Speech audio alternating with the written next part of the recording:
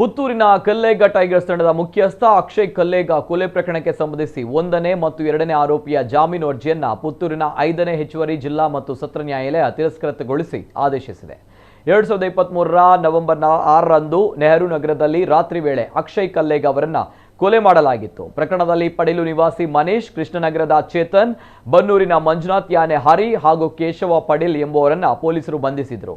ಆ ಬಳಿಕ ಜಾಮೀನು ಕೋರಿ ಸಲ್ಲಿಸಿದಂತ ಅರ್ಜಿಯನ್ನ ಹೈಕೋರ್ಟ್ ವಜಾಗೊಳಿಸಿತ್ತು।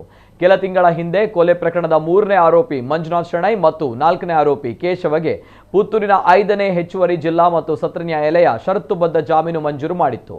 ಇದೀಗ ಪ್ರಕರಣದ 1ನೇ ಆರೋಪಿ ಮನೀಶ್ ಹಾಗೂ 2ನೇ ಆರೋಪಿ ಚೇತನ್ ಜಾಮೀನು ಕೋರಿ ಅರ್ಜಿ ಸಲ್ಲಿಸಿದ ಅರ್ಜಿಯನ್ನ ನ್ಯಾಯಾಲಯ ತಿರಸ್ಕೃತಗೊಳಿಸಿದೆ।